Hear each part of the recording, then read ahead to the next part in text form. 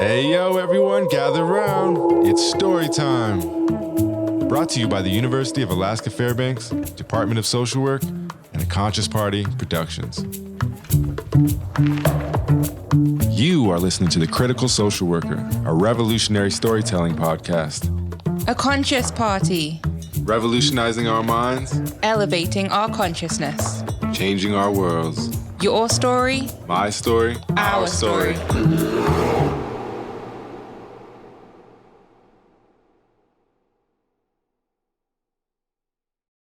All right, everybody. Welcome to The Critical Social Worker, a revolutionary storytelling podcast. I'm here with Causha. This is actually episode number 35, so we're cruising right along. Causha, it's your second time on the podcast? It is. Yeah, well, it's a pleasure to have you back. I actually assumed that you'd be back a lot sooner, but it's good to have you now. Back for episode thank you. 35. It's good to be back. You're in Philly, right? So typically I'm not in Philly today, but I live in Philly. And Okay, I'm born and raised. Where are you at today? Right now I'm in Virginia. I'm on the eastern shore of Virginia. If anyone knows where that is, it's like the peninsula that comes down right before the bridge to get to Virginia Beach. So, Okay. Yep, at my grandmother's house. How are you? I'm good. It's getting into the dog day. I call it the dog days of the Arctic winter. You know, when you start noticing the lack of daylight. You can see it behind me now, but we lose about 5 minutes of daylight every day until like December 10th. We're not, like Barrow, Alaska on the Arctic Ocean. We don't get to 0 hours of daylight, but we get close enough to where it really starts to affect you. The weather's getting cold. You know, we're about 0 right now, but it can get down like 40 below 0. So. What time, how much daylight are you getting right now where you are? I think it's getting light. The sun comes up about 9-ish, and I think it goes down about 3:30. That's just a guess. That's a rough guess. And I think we'll lose about like 2 or 3 more hours of that before it starts coming back. But That's rough. Up in Barrow, where I used to live, I saw somebody post on Facebook or something that the sun just went down 2 days ago for the last time until January 15th or something like that. So they go completely without. That's rough. That's really rough. What's up over on the east? Do y'all have any snow yet? No, global warming is serious. Like, we not only do we not have any snow, it's been like 60s, like nice, Wow. Where you could go out to the park. You could even wear shorts if you want. You know what I'm saying? The sun is setting much earlier. I heard today in Philly it's setting at 4:14, which is probably around the same time as here. So, wow. And that's really early. Yeah. That's really early. Yeah, it's hard for me. I don't have much context for the East Coast. I haven't spent much time over there, and definitely haven't spent much time in the winter. I think I was in Baltimore once for a little while, and it was actually pretty blisteringly cold with the wind and everything over there. I just don't have much context. I just actually this morning was finishing up recording from an episode I did the other day, and he was in Virginia too, so Virginia back to back. Mm-hmm. Well, anyways, there's a lot that we could talk about. It is. I wanted to thank the audience for coming in too. What's up, Jessica? What's up, Kalichi? Hope I said that right, David. Alicia. Kalechi. Thanks for joining us. Yeah. Well, I thought we could get into like a provocative subject real quick, and something that I've been trying to move this podcast in this direction. One of my mission statements for the podcast is not to engage in partisan politics. And so I've kind of like filtered away from that for the most part. But I feel like that the podcast can contribute unique value into certain subjects in the political realm, and specifically speaking right now, the Israel-Palestine conflict. I brought it up 4 episodes in a row to start off. And I think with something that's, I don't even know the word to use, something that's as urgent and immediate, and, you know, we're talking about the loss of life at large proportions. And so I don't feel like it's something, I feel like we can honor our goal of not engaging in partisan politics while still engaging with the issue. And something for me that I feel very far removed from. I'm in Alaska. I didn't grow up around, like have access to very many Jewish or Palestinian people. And so it's something that I became conscious of and very much later in my life. And so I've tried to kind of unpack that for myself. But what I do know is that I find myself having solidarity with the Palestinian people regarding the circumstances. And, I have no idea what your thoughts are or any stances or ideas that you have regarding it. But I feel like it's important for us as social workers not to avoid things that seem not right in front of us, right? Like it'd be easy for me to go about recording podcasts, teaching my classes, sitting out here in the Arctic, chopping some wood and hanging out with my family. And for the most part, I don't watch the news and stuff like that, so I could be completely removed from it. But that wouldn't really be appropriate, would it? I mean, not in my opinion. I believe it is a privilege to disconnect from the sorrows of the world. I mean, where I stand. If anybody knows me, they know where I stand. And for me, I stand always with the oppressed. And that's where so I stand in solidarity unequivocally with the Palestinian people. I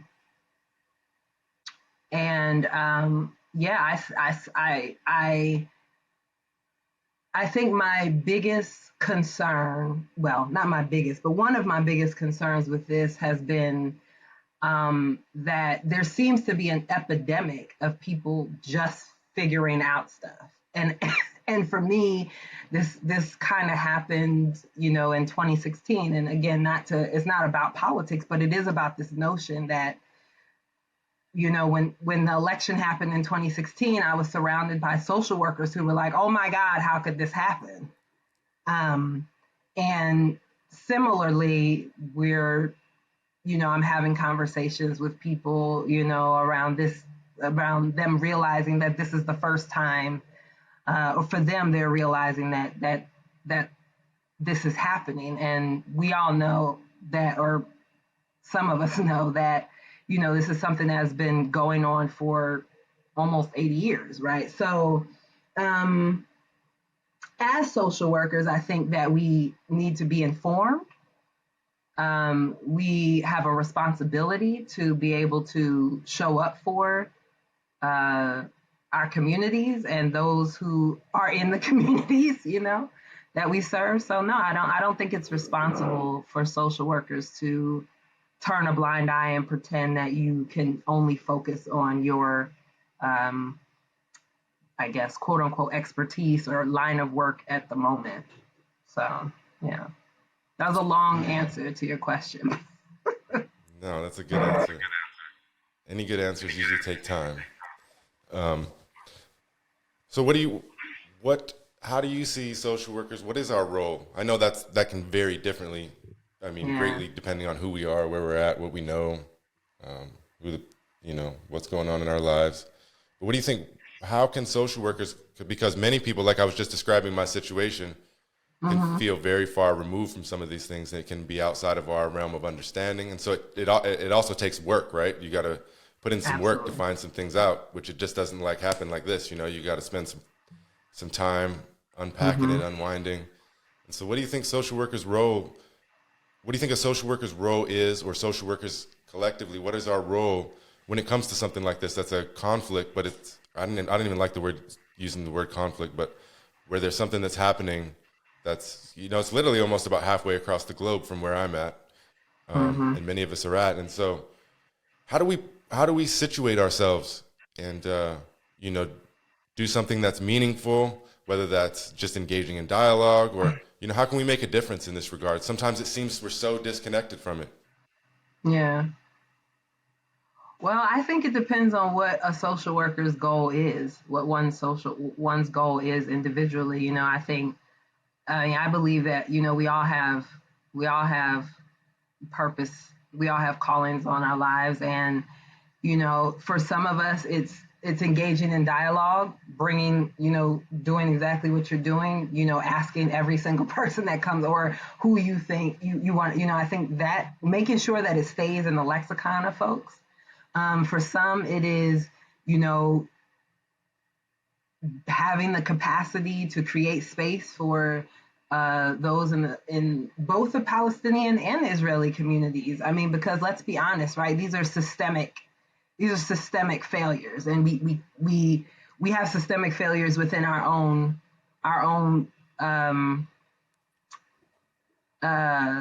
within our own nation, and so within our own quote unquote empire, right? And so I think it's always important to make sure that we are also focusing on the individuals and not just how to change the systems. And so, that's where social workers can be really impactful, because there's a social worker everywhere, and so, and then for some, it might be traveling over, some social work, I heard, actually, Jessica that's on here was telling me about some of the overseas groups taking people with all skill sets, right? There might be a possibility for social workers there as well. For some, it's the working with the collective masses, workshops and working in grief work and bereavement, and getting people access to services and resources, but I think at the heart, it's making sure that it stays on the minds and hearts of folks, making sure, I call it the holiday season, but the holiday season for most folks, you're going to have people in your house around your tables, and this is the time, the same thing we talk about, living intentionally takes work. And so, yeah, it's going to be uncomfortable, have uncomfortable conversations. But if this is something that means something to you, if you're saying that service to people, to justice, to, I don't even want to say peace, because I feel like that's something out here, but something in here, if you're committed to that, then yeah, you have a responsibility to be dialed into some capacity. David says something about the media shining a light on the issues of folks. Why is it that we as people are trained to tread lightly on the issues with the Jewish community? Yeah, and that's a real conversation, because the reality is when, genocide was happening on the other end, no one was saying anything either. And that's part of being informed, right? The media also, I don't trust the media personally.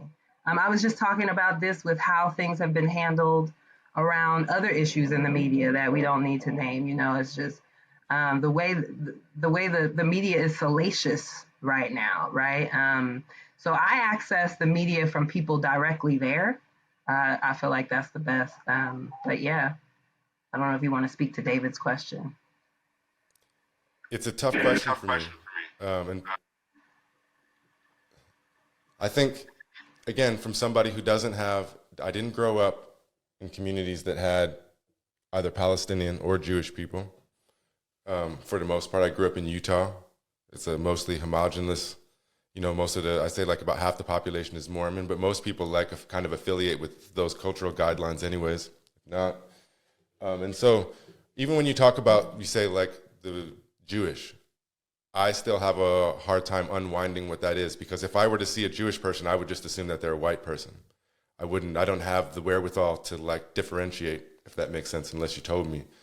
And so I often find myself, when I talk about the issues with Israel-Palestine, Jewish, is that I have a hard time separating the word Jewish. Is it, am I talking about a religion? Am I talking about an ethnicity? Am I talking about both? Am I talking about either or? And I've looked into it and tried to educate myself and have a better understanding, but I honestly can't say that I have that much of a better understanding at this point. And it seems like folks in the media and whatnot use the terms use the Jewish interchangeably, and so it becomes confusing. And I did want to mention something when you said you don't trust the media. I was like, well, that's good. You shouldn't. In fact, one of my most when I think back reflectively, one of my most embarrassing moments is just a time period in my life when I just trusted the media 100%. And I look back and I'm like, what the hell was I thinking? They had me hoodwinked, duped. But yeah, I think it's difficult, and I think the David's question brings up a good point, because I think a lot of people get accused of anti-Semitism. I think even some things I've said on the podcast, inadvertently somebody could be like, "Hey, that's anti-Semitic," and what I'm trying to do, if I can be open about it when I talk about these things, is I'm trying to further my own understanding, and I really can't do that if I don't talk about it. And right, so if I'm going to be accused of something, when I'm really attempting to move forward and be a better human being, a better individual, a better social worker on the issues. And I have to admit, I'm struggling with it. Like, I don't completely understand how it's talked about, how it's addressed. And so it always brings me back to, like, where you said, like, having solidarity with the oppressed people, but sometimes oppressed people can be oppressors too. And so it's important to, like, look at it, not just to take for granted that because someone's oppressed, that they're not committing acts or contributing to or escalating the problem. And I don't have all the answers with Israel-Palestine. Again, it's something that's so far removed from me that when I read about it, like, I don't have any context for the areas. I've been trying to rein it in and understand because I still don't understand how the state of Israel was created and whatnot at this point. It seems like the timeline it's hard for me to grasp, if that makes sense. Yeah, and I think all of that is great. I think, yes, we should definitely, especially depending on how far into it you're going to go. I have so many issues. I have so many issues that I'm like a part of, that I speak on. I'm one of those people, as I'm sure you are, that every time something big happens, people want to know my opinion. And my thing is, like, if you know me, right, in any sector, it doesn't matter. It's the same across the board. And you know where I stand. And I always stand with the oppressed. And for me, being oppressed is never a reason to become an oppressor. But that is what always happens, right? The oppressed becomes the oppressor, because the only way oftentimes the oppressed cannot feel oppressed is to oppress someone else. And so even as we speak right now, we're speaking about one genocide when there's 3 in the world happening, and 2 of those are in Africa, right? And so the removal of who is important, or the cherry picking of who is important to cover, and I saw Jessica say, like, be wary of the folks who are absent from the media, right? Kalechi came in with, like, there's been some real consequences for folks. I have seen people get their funding pulled, and it's like, well, wait a minute, what are we doing here? This is the question we have to ask ourselves, and this is not a political question. Although I believe the personal is the political, but for me, it's like, well, even as a profession, what are we doing here? Because, so let me reverse a little bit and address something you said. I did grow up with a diversity of Jewish folks, and Palestinian folks, Muslim folks. Being on the East Coast, you grew up with everyone. And I also grew up with the experience of seeing Black folks who became Jewish, who were never really considered Jewish, right? And so there is a factor of isms, right, within everything. And that doesn't mean that I am the only thing I'm anti is oppression, right? So if any case, I don't care if it's religion, ethnicity, your job, like a degree, whatever it is, if it is used to look down upon anyone, and I say this for, our nation, which claims to be a quote unquote Christian nation, whatever that means. But Christianity has been the biggest, administer of imperialism in recent times. And so we have to talk about it all. And like I said, as a profession, then to bring it back forward again, what are we doing here? who are we trying to be? What do we want people to say about, because social work is already like, I don't even like saying social worker anymore. I don't know, like on my Instagram, I changed it to social worker. So SOUL, like, cause I'm like, that's what I am. I don't know. We talked before about how far away the profession has gotten from itself, from its origins, from its purpose.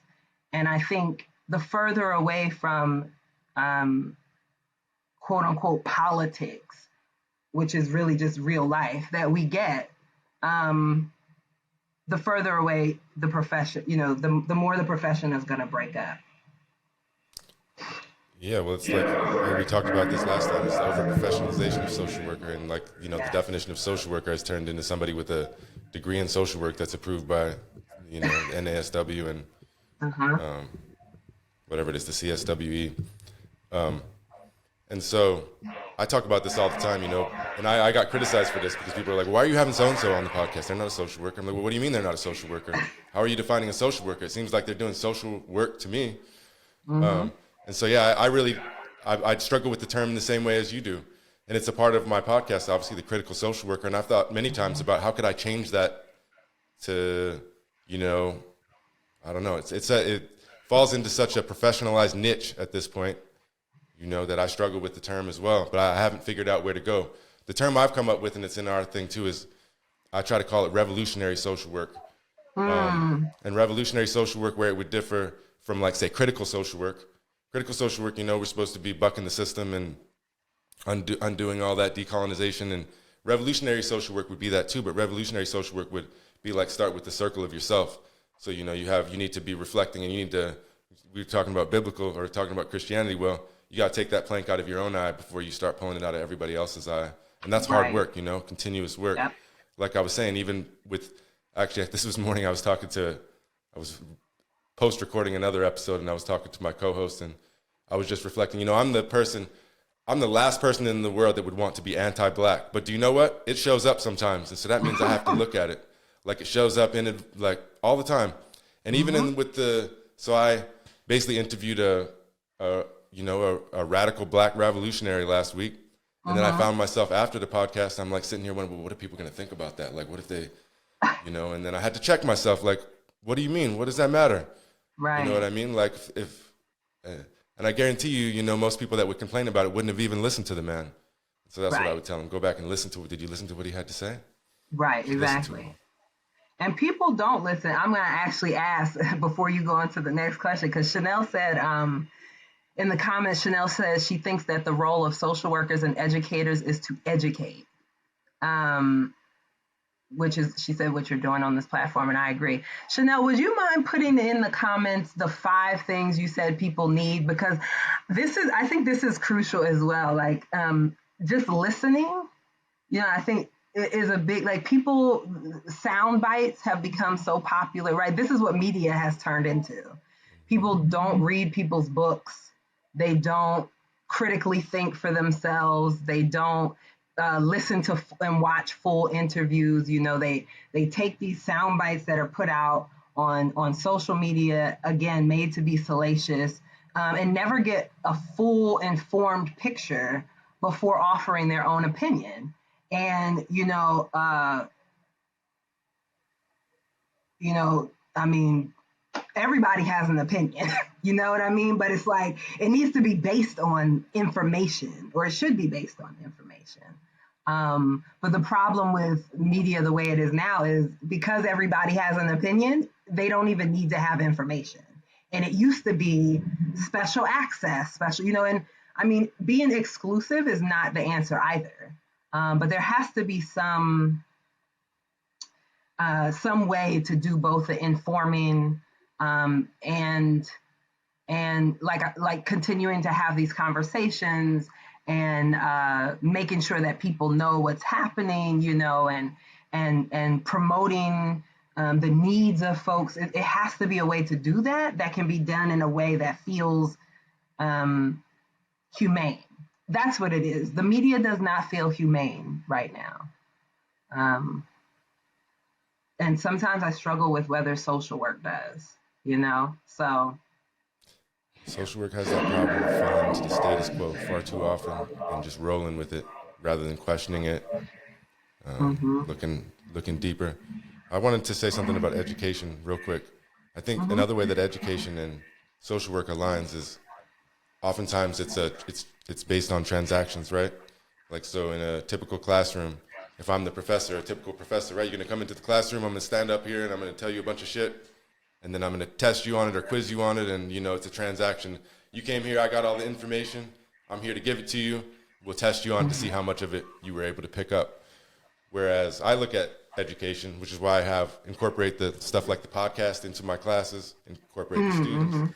I use, I don't know, everybody's not familiar, but I use talking circles as a teaching method. So instead of standing up here preaching to everybody, I've got a circle, and I realize that everybody that comes to my classroom has knowledge, wisdom, experience, everything to bring to the table, as much as I have, maybe in a different realm. And yeah, I've studied the subject, so I'm in a position to teach a little bit and to share things.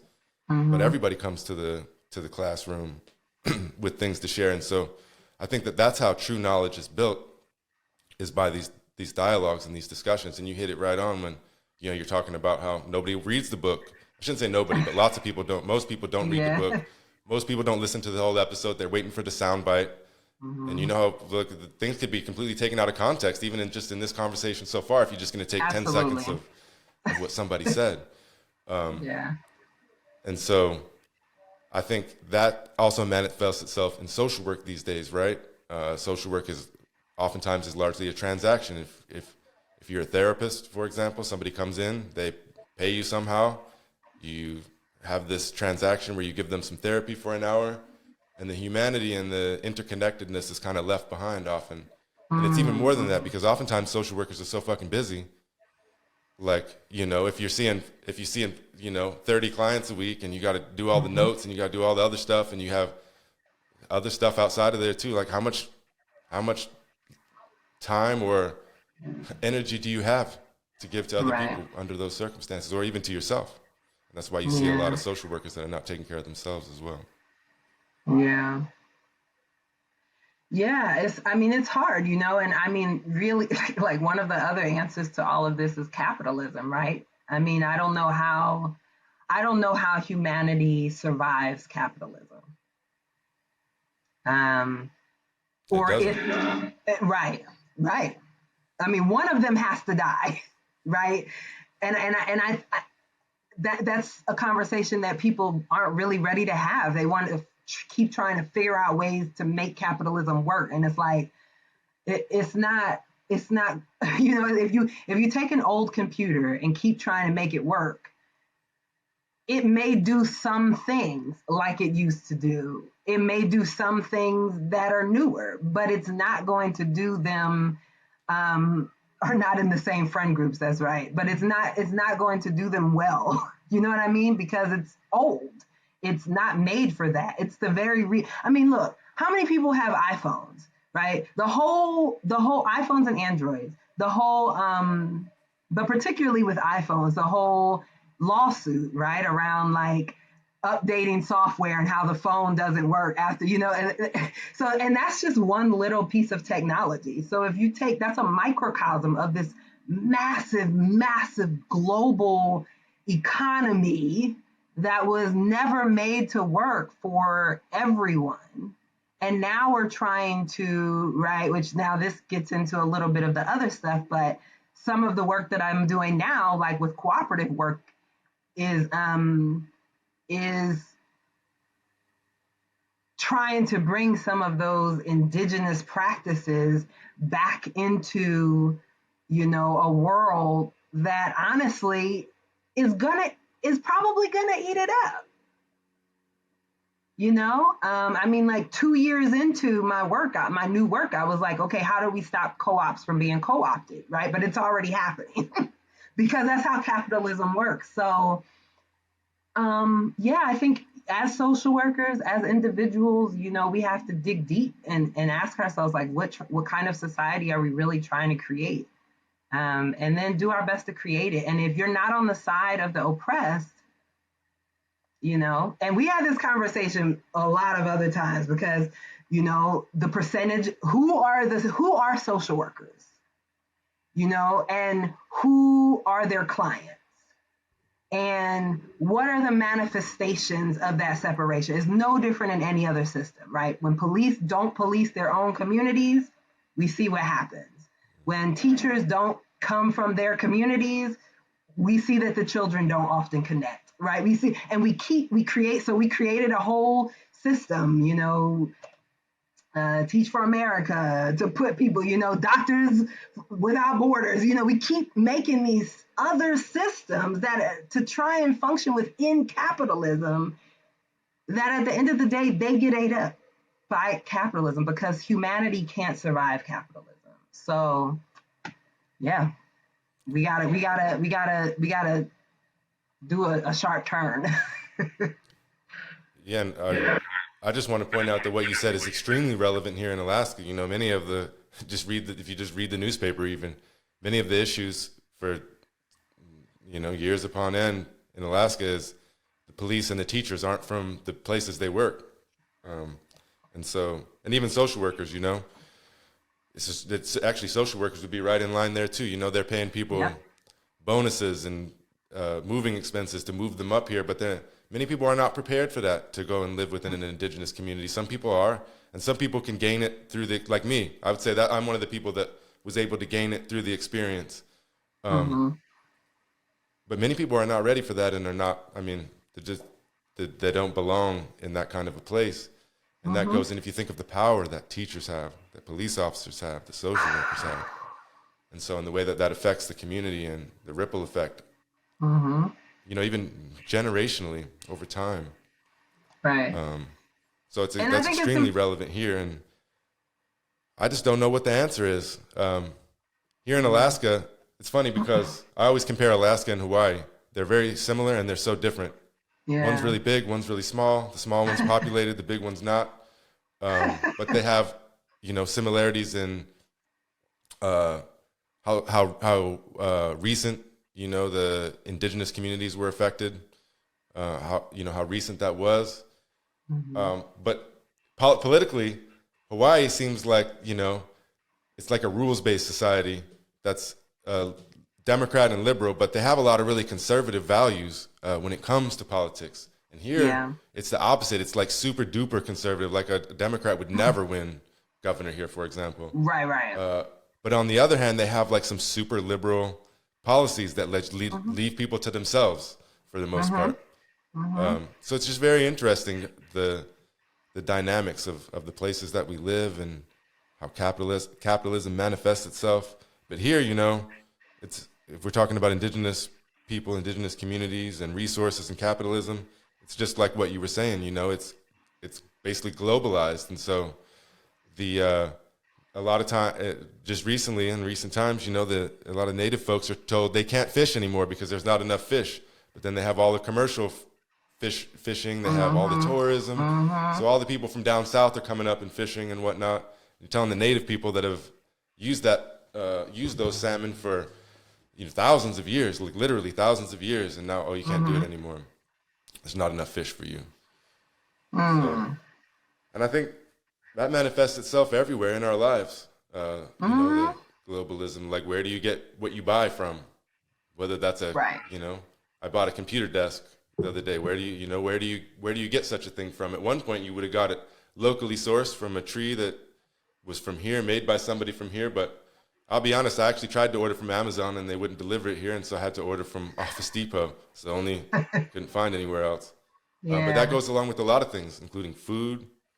I don't know. Yeah. We kind of got off topic here. Oh, that's okay. Going down the road of capitalism. But I also wanted to say there's a lot of great comments in the chat, and it's almost moving too fast for us to keep up with at times. And I'd love it if some of you all would be willing to call in, use the call-in feature, and then we'll just bring you up on the video, and you can contribute to the dialogue if there's something that you want to talk about. But I thought we could back up. We never even kind of started this podcast off with. Really quick, Christian, before you move on, I wanted to jump back to something you said, because you said in Alaska, like, it's Republican run, right? Like a Democrat would never win governor, which I think we all know, but that they kind of leave you to your own devices. I actually don't think that is a liberal value. And I know a lot of liberals are going to get mad at me, but you know, one of the prominent Republican talking points and value points is that they want less government. Now, this is tricky, right? So, but this is how if you listen to people and you inform yourself, Chanel, you actually like we do have that whole saying of like I hate it because it's overused, but we really do have more in common than we don't. We have a lot not in common, but most of us want to be left to figure stuff out for ourselves. We know what we need. We know what our communities need. We would just like really funding to be able to do those things. Like if the government could just provide funding, I think most people would actually be happy with that. I don't think that most people actually want these systems run by people that they will never know, that they will never probably interact with, that they are paying money to who aren't even really listening to them. They don't want that to be in place. Most of us in this nation, I'll just speak this nation for now, don't want that. And so I think that's actually a really good example, and I wanted to bring that forward for why we should not be making this about Dems, Republicans, because everybody sucks. Like all of the political people suck. You know what I mean? We on the ground are the ones that are going to have to make our communities, we're the ones that are going to help our communities survive capitalism if we're going to. So I just wanted to make sure I brought that forward because you kind of skated past it. And I was like, oh, no, I can't let that slide. So. Yeah, and I would say that I 100% agree with you regarding the politicians and left, right, and they're all bad. There's some different degrees, and there's some different people that do different things to, that are better or worse. But honestly, like when I listen to politicians, it just makes me nauseous. That's real. I'm not gonna lie. Like I'm so disgusted by it, and I have trouble with one of the problems I have in social work that politics are often taken for granted. People often assume that everybody aligns the same way, and oftentimes that's not true. Yeah. So, and I think you made another point that you said you don't think that that's a liberal value to be left to yourself. Well, I agree with you. I think it should be, and it's supposed to be. Yes, it should be. Yeah. And then I don't know, just why you had me thinking. Just why we're on politics, I have a little more experience growing up in Utah and spending a little bit of time there as an adult. Again, super conservative state, even more so than Alaska in many ways. And you talk about like how Republicans talk about small government and no interference, but that's a lie. I grew up in Utah, and I never felt like I was more controlled by the government anywhere in my world. In Utah, you can't even drive a little bit over the speed limit without being afraid that you get pulled over and searched and all sorts of stuff. And I'm a white guy, so I can't imagine what it might be like for somebody else. Right. But so I think the whole Republican big government thing is just bullshit. It's just a talking point. Definitely a talking point. But a talking point they should be called out on, Yeah, well, I guess what they mean by small government is the means to like run business without, any regulations. Without oversight. Yeah. All right. Well, I thought we could just pull it back just a little bit, and we can come back here if we need to. But I just thought we didn't even really introduce you very well, and I'll do that on the, when I do the post-recording. I'll give you a formal introduction. But Causha and I met at the University of Hawaii at Manoa. What would it be, 2015 maybe? Yes. But I think it's interesting to go back there because it was an interesting point in history, especially for me. I think it was actually the first time that I would have been where Palestinian issues would have been brought to my attention. And that would have been because I had a class with Angela Davis that year. Right. She was guest teaching. And actually, I think I can't remember the exact title of the book, but the book she had written something like From Palestine to Something. Yeah.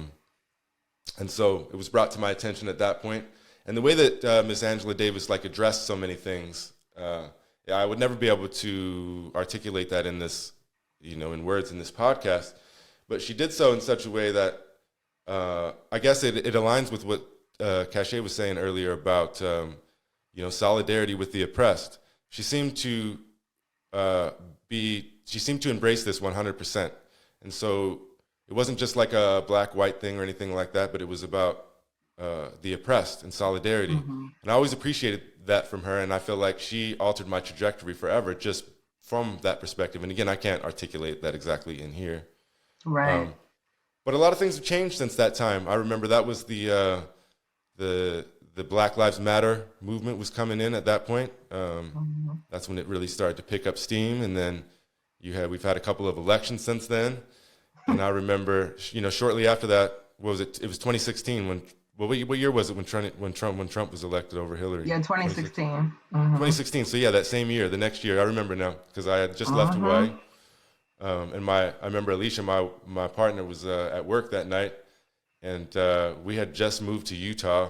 We only stayed there for like a year, but I remember the election that night, and I didn't think Trump had any chance of winning at first, honestly. And then I remember I went into a bar. I don't go to bars anymore too much, but I went into a bar and I was sitting there, and they had the TVs on, and I was watching it, and I was like, "Whoa, this motherfucker's really gonna win!"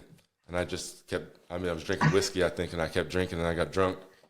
But I guess, first of all, I just want to say it's been a pleasure to know you for so long, and I think relationships like ours, we moved in opposite directions, geographically, but we're in alignment and we have some kinship. And I just wanted to state that I feel kinship with you, and I appreciate your presence in my life and Chanel's as well, but in my and my family's life. You all have been, and especially you, since I met you in class, you've been just 100% respectful and kind, and you've always treated my family with a heart of gold, including my children, including my partner. And I just wanted to honor that, and I want to say I appreciate your impact in my life. And sometimes it could go by lots of months where I just maybe see you on social media or something here and there, but that kinship that I feel with you is there, and I just wanted you to know that, and I appreciate you. Oh, thank you so much, Christian. I love you too. I love Alicia and the children.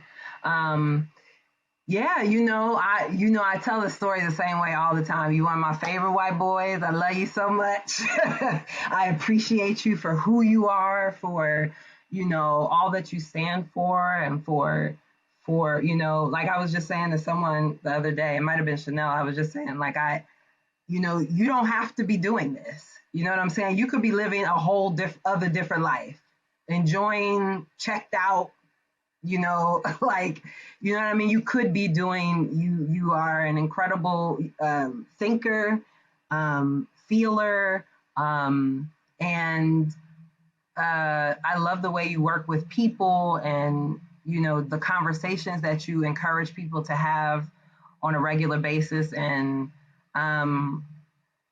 you stood out to me when you walked into the classroom and you at UH.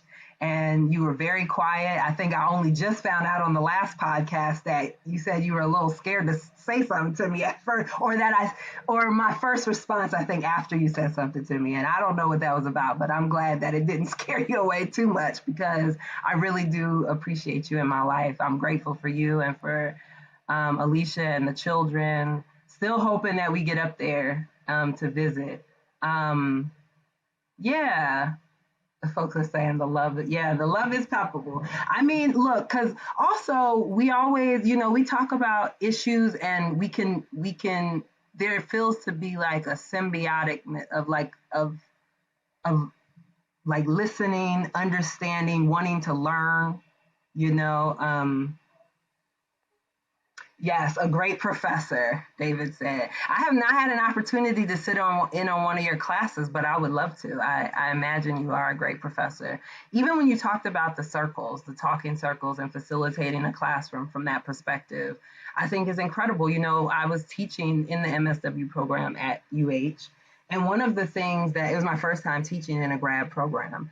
And one of the things that I noticed was how much students, even at that level, are not used to being put in the position of the knowledge holder.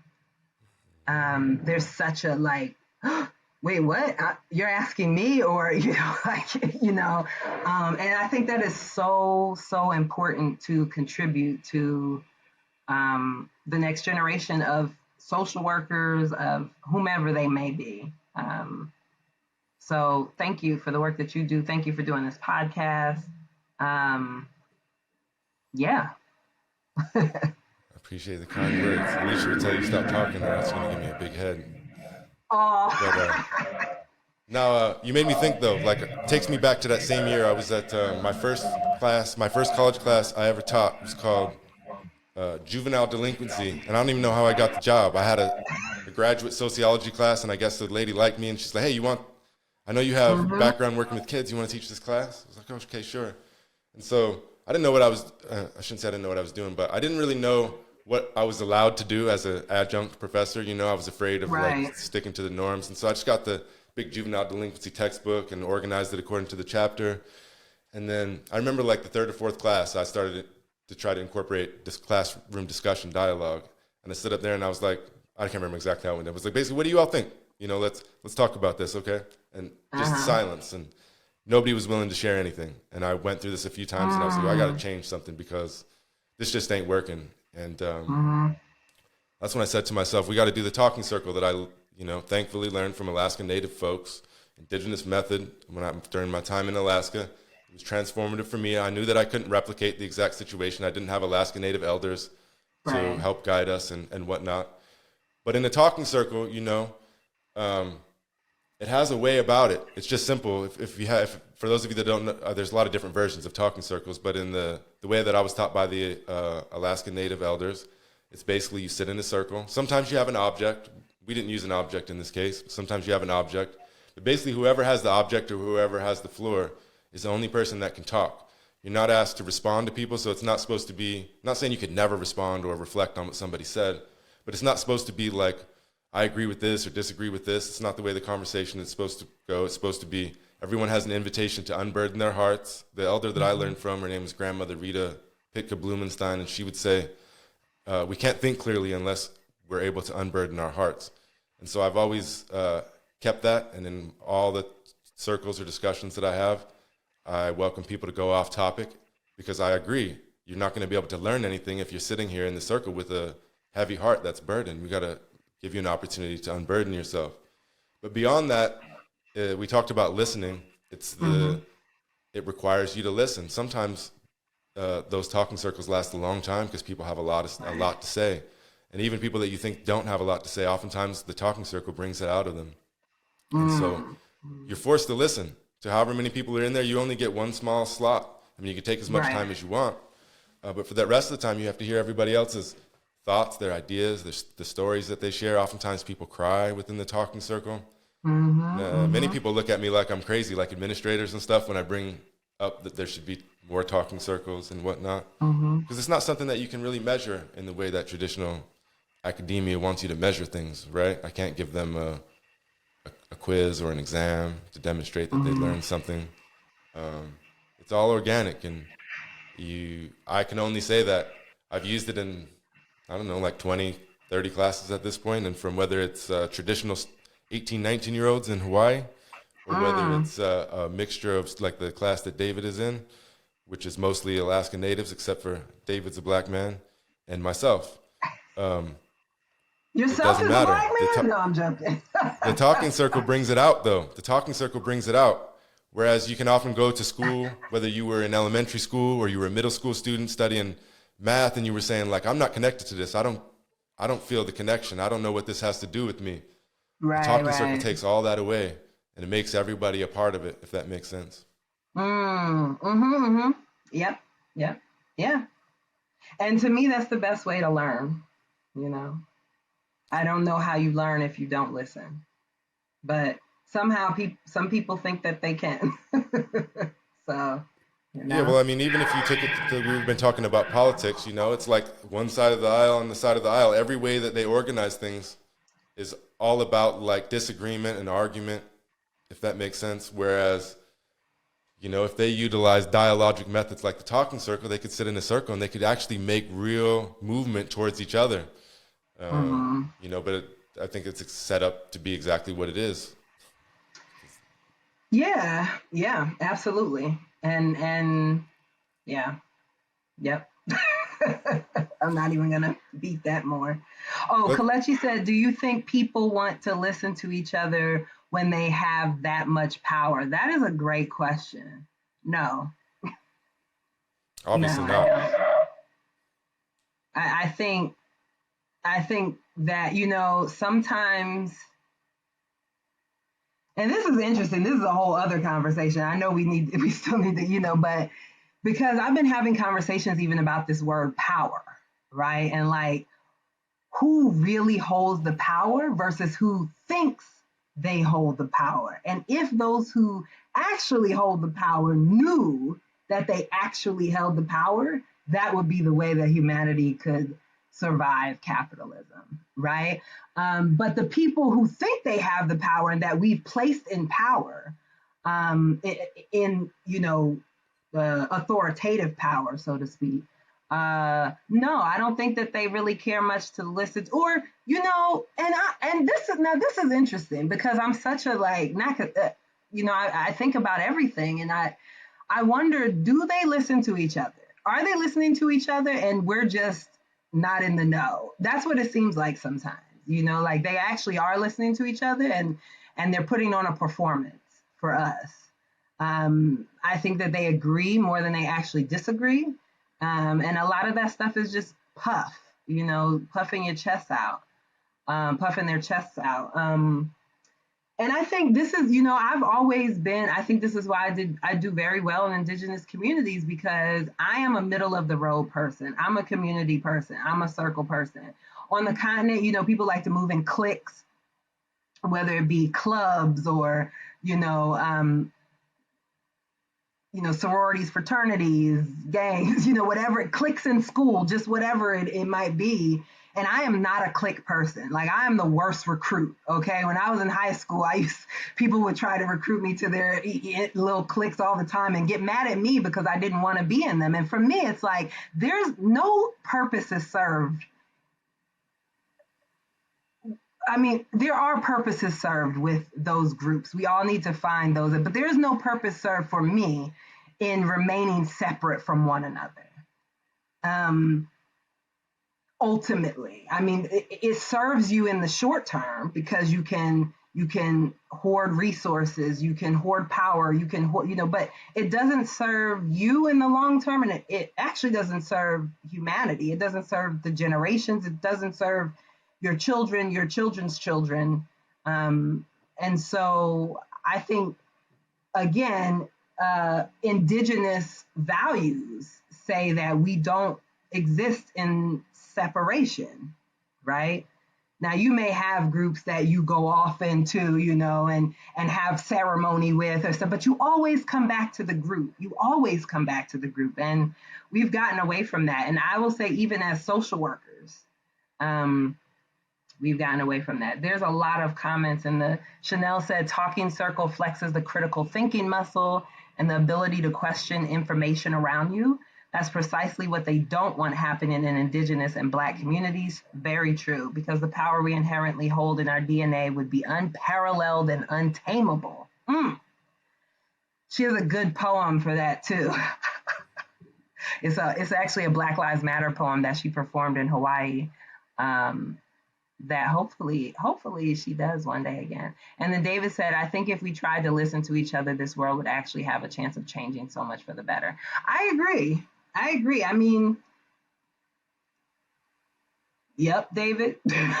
I think so many things could be shifted with just listening to one another and truly listening and hearing, not just like, yeah, so. Yeah, and I agree with that. As one of the things that I always state as a social worker, I've been in the field per se for like a couple decades now almost, and I've learned that like almost everybody, if not everybody, like wants somebody to listen to them. I remember like a good example was I used to, from my undergraduate practicum, I worked with domestic violence offenders, and I was teaching them anti-violence workshops and things like that. But I'd go into the jail once a week. And I remember the first time I went in there and I looked at this group of guys and I was like, these guys are not going to want to have nothing to say to me. The social worker, the social work intern coming in here, these guys don't want to have nothing to do with me. But I was wrong. And when I got them in group, and especially when I had them in individually, many of them articulated just that they felt like they'd never had anybody to talk to. Nobody listened to them. Last episode, I read a poem by Tupac, Sometimes I Cry, and I don't have it right here with me, but he's just basically saying, nobody ever takes the time to listen. My life could be better if somebody would just listen to me, if I had a friend to confide in. And And I think that that's ultimately what, I mean, not saying social workers are supposed to be your friend, but you're supposed to be that ear to confide in and whatnot. And so I guess where I'm trying to go here on one side is that, like I said, you have like I was saying, the DV offenders I was working with in jail, the roughest of the roughest in some cases, they still wanted somebody to talk to, and they really capitalized on it when they had the opportunity. But then if we look at like how the average American, just use Americans for example, how our lives are today, we're distracted almost all the time. We have to put in our time at work, whatever that is. But then typically when people go home, there's the television with all the inundated with advertisements, distractions, whether it's a sports game, whatever it is. But it's just constant distraction from everywhere. Your phones are going off, you got your social media notifications, and that can be different depending on how you're engaging with those things. But we're just constantly in a state of distraction. And then so if we're talking about like somebody that watches the news, well, typically people watch the news that agrees with what they believe in, right? There's several options that you can choose from. And so we're not listening, we're not hearing, we're not sitting in even if it's just in the essence, if we don't literally have a circle, but we're not doing that. We're not epitomizing that. We're not going along with the spirit of that. And so everybody I shouldn't say everybody, but many people in America just go about their lives, busy, busy, busy. And then for the rest of the time, they're distracted we could name millions of different things that folks are distracted by today. But we don't have the time to listen to each other. Just like Tupac said in his poem, people don't take the time to stop and listen to what another has to say. And I don't know how you change that overall, but I can work on myself. But I don't know how you change the culture. Yeah, I mean, I think it starts with working on ourselves. And also, this is something that I'm learning, like, what I've been really sitting with is like, how have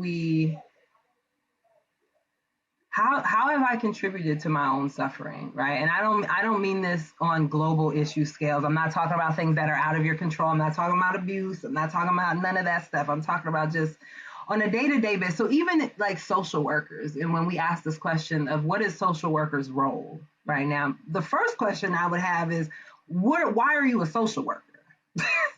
Why are you here? What do you want to do? Are you here for, because it was an easy degree? I literally sat in class in my MSW program and heard people say the reason they were there is because they didn't get into, such and such a program. So they came over there, and it's like, well, that's not going to do it. Right. And I think people do the same thing in other professions. So I'm not just knocking on, but we're talking about social workers. So the first question I would have for people is, why are you a social worker? Where is that landing with you? What, when you say distracted, yes, we're distracted, but you're talking to a person who has had responsibilities for caring for people outside of themselves my entire life. And the way I look at it is like, we make time for what we want to make time for. That's at the end of the day. And so being in relationship with each other, we can hold each other accountable as well.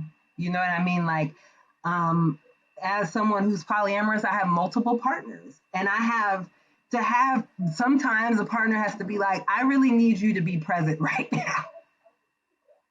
I need you to be present with just me. And I think that, but you have to be able to ask that, right? And then people have to be able to receive that. And so if we could translate that into even not just personal relationships, but professional relationships, right? Like, how do you go into a session? Are you booking your sessions back to back? What is your healing work that you're doing so that when you need somebody to talk to, or not even just to maintain, like, I need to know that I need to know my therapist has a therapist. I need to know that, so we don't, and even that, right? That relationship is transactional, just in we think of it, the therapeutic relationship, in one direction, but it's not. I tell people, you are interviewing your therapist too. This person is going to help guide you through an incredibly intense, personal, spiritual process. And if you haven't done your work to make sure that this is the person to guide you through that, then part of the responsibility, if and when that doesn't happen, is on you. And, we are not responsible for our trauma, but we are responsible for our healing. And as a social worker, I feel incredibly responsible that I am on a healing journey consistently, because if not, how can I help others on theirs? Right? And I often work with young people. So for me, I had to step away. And I think we've talked about this before. I don't know if we talked about this on the podcast, but definitely personally, I had to step away because I didn't believe what I was telling the young people anymore. I didn't believe what I was saying to them. I didn't believe in that moment that change was possible. I'm not sure that I still, I think I have hope for hope. But I have definitely, and I think that that's, holding each other and holding ourselves accountable as a social worker. If I know that I'm not in a place, I need to step away, And I hear that this is where we have to shift things community wise, right? Because how do you afford to step away? How do you live? How do you survive? How do you, but so it has, again, and we're back to this place of capitalism, but it has erased even the possibility, it feels like sometimes, of tapping back into the very things that social workers were put here to do, in my opinion. Well, you often talk about healing-centered approach, and I want to invoke one more time my former mentor, grandmother Rita Blumenstein, rest in peace. But she said, she told me once that many of us, we come into the classroom or wherever we come into the world, wherever we're engaging with, and we have a hole, like an HOLE, a hole that's within us. Well, in order to make yourself whole, meaning WHOLE, to be whole again, you got to fill the hole. And to me, that seems to align with what you talk about as a healing-centered approach. And I was wondering if you could talk a little bit more about what that is. Yeah, well, a healing-centered approach at its foundation is very simple. It's just a healing-centered approach from the way I used to talk about it was the very simple definition that it is focused on, it's solution-focused, it's strength-based, right? So it's what are the things that are already inside of you? Let me pull those strengths out to help the thing that even trauma-informed care would say is the issue, right? And so trauma-informed care stops at a certain point, right? Healing-centered picks that up, so to speak. That's kind of how I phrase it. And so for me now, healing-centered is like, again, when you speak of distraction, there's this meme that goes around on social media every so often that says, "Are you healing or are you distracted?" Right? And I recently posted something that also talked about spiritual bypass, right? Which is the concept that the idea that you are somehow healing like this. There's almost like a relationship escalator, that there's some sort of healing escalator, and then you'll get to this place where you'll be healed and ta-da! And it's like, and then next to it shows true healing. And the true healing is an actual circle with all of the feelings in the middle.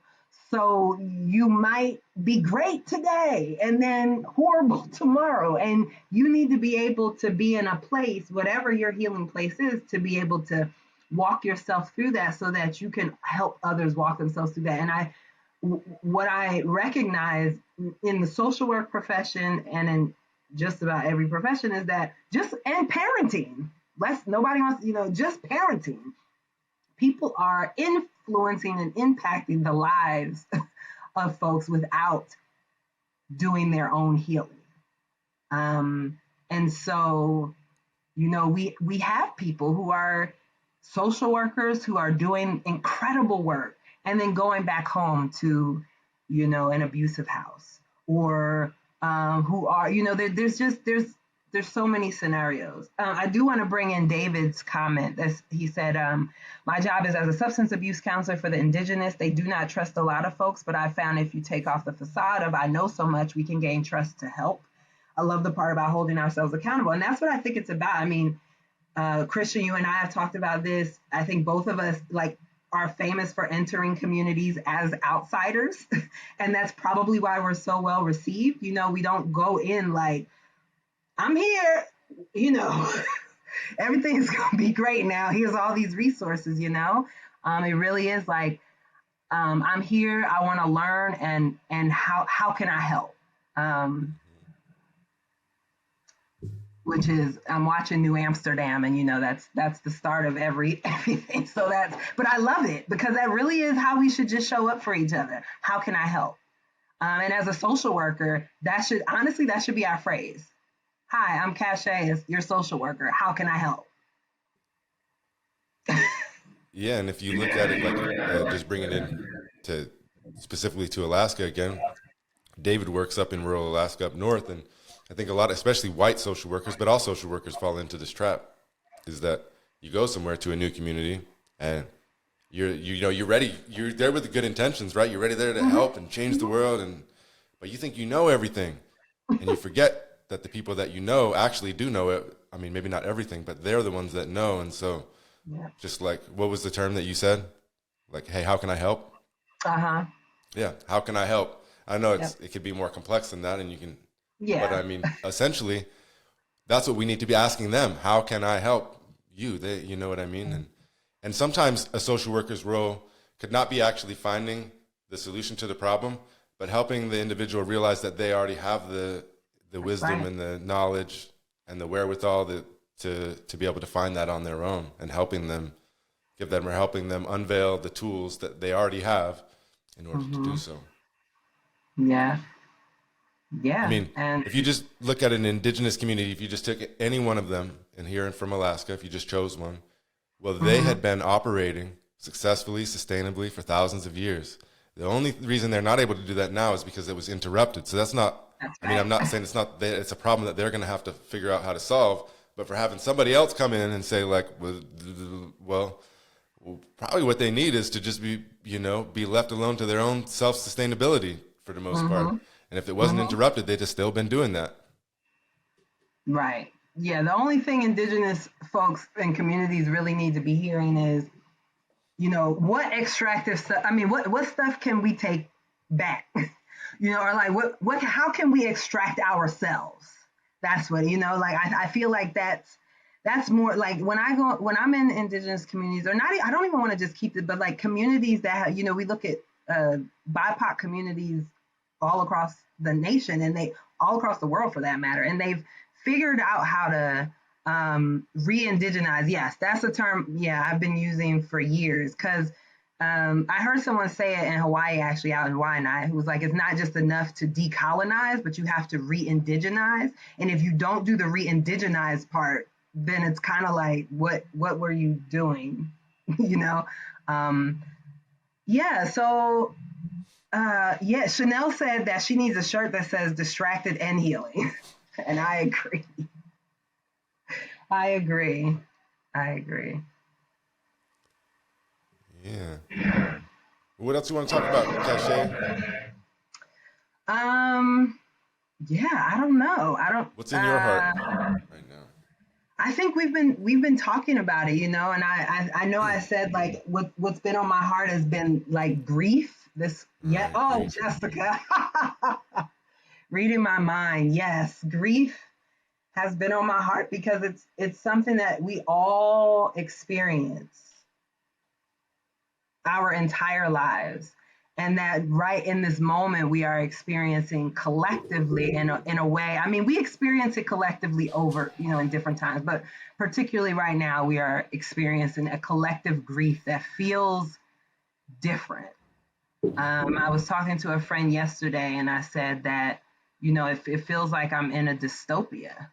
Actually, I think this is how bad it is. I think I was actually talking to them this morning, but it feels like yesterday. Like, it feels like I'm in a dystopia where every day I'm waking up going, is this real? And I try to think, if I could turn back time, where would I turn it back to? You know, like, I mean, of course, there are moments where there was less grief. You know, there's always moments where there's less grief. I mean, honestly, I might go back to what is time? I might go back to the pandemic without the devastation, because that was also collective grief. And I think, as a social worker, as someone who's on their own healing path, and someone who, who helps others on theirs, I just think that it's important to not let social workers forget that that is something we are supposed to be a part of. And I don't know what our role is, again, in this collective grief, other than to hold space for the communities, the families, the individuals. I know people, I have people in my circle who have family. They're right, both sides. You know what I mean? And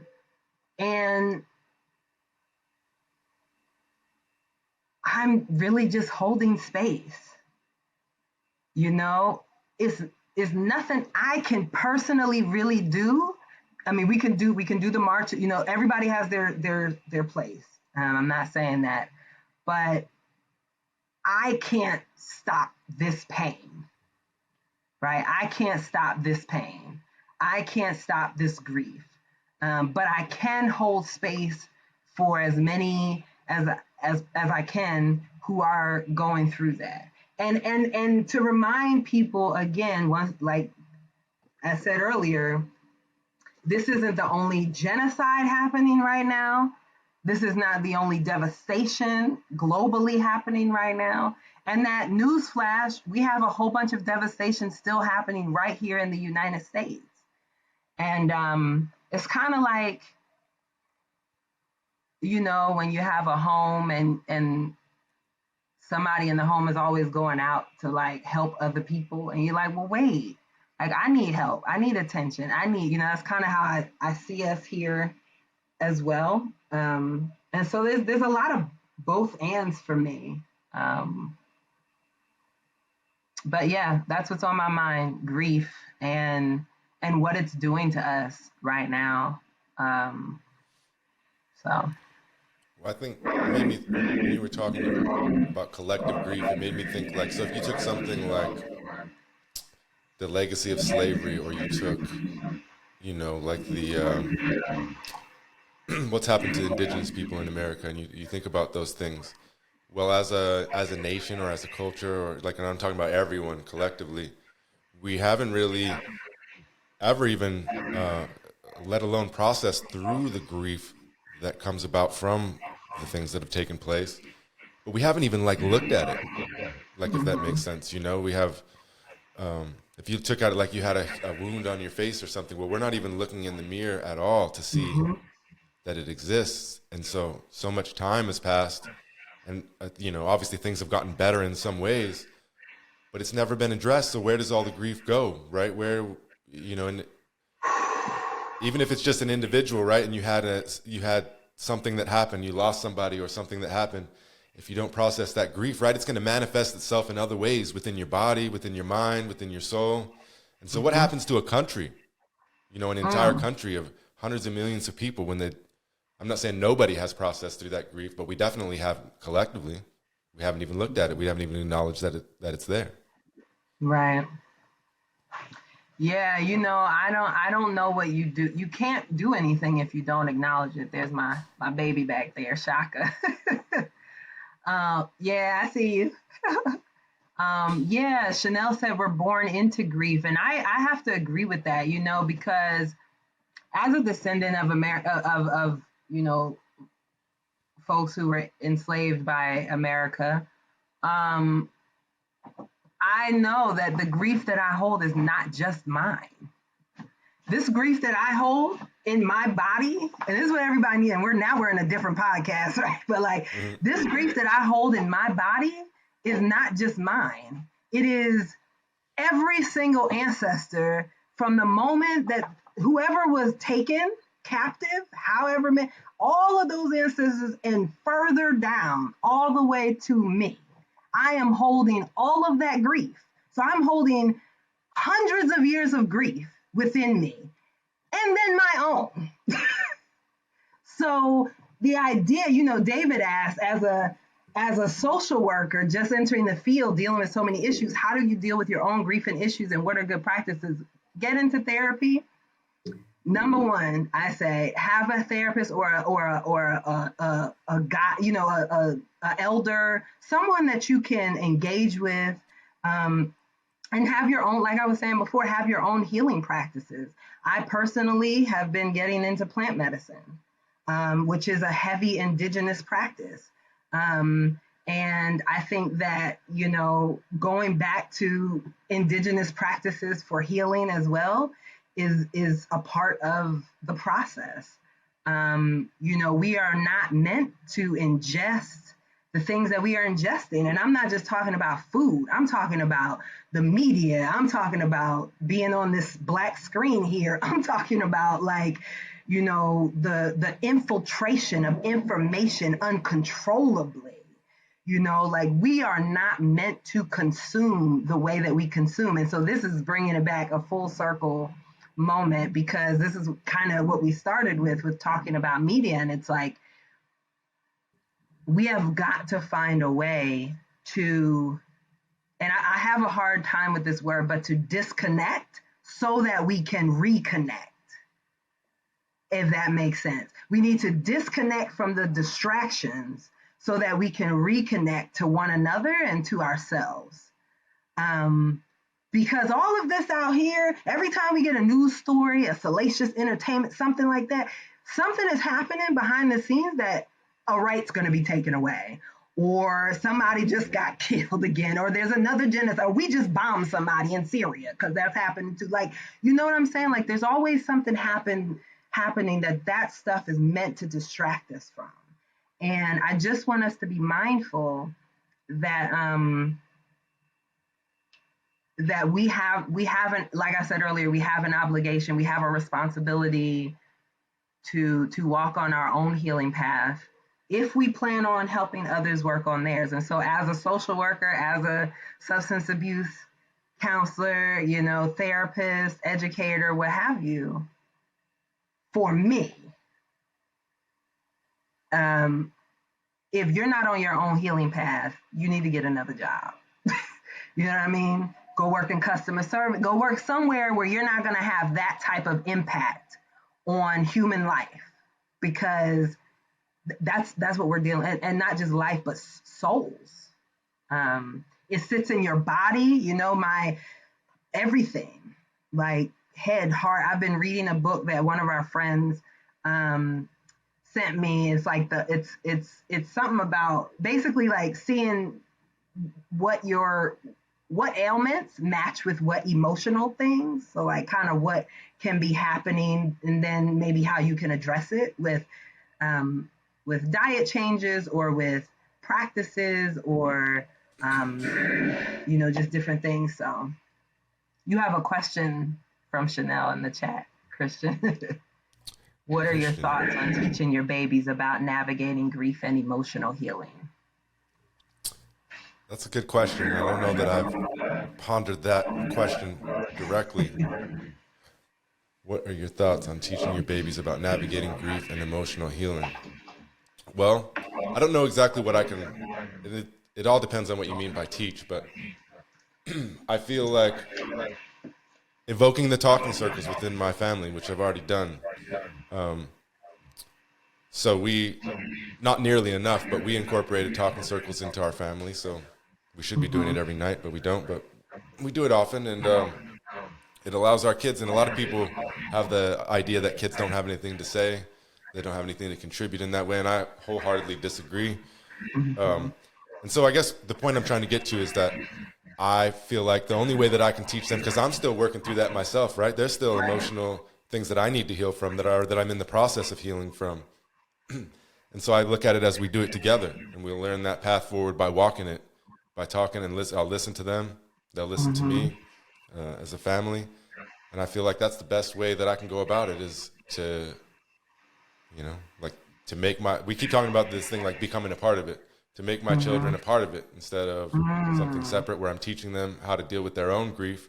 Well, a lot of the grief they probably got from me. Let's be real, like I lived most of my life walking around feeling like I was a cursed individual that no good could come out of it. And, you know, that just doesn't go away because I snapped my finger and engaged in some healing practices. It's a constant process. And so there's no doubt about it. I transfer some of that stuff over to them, you know?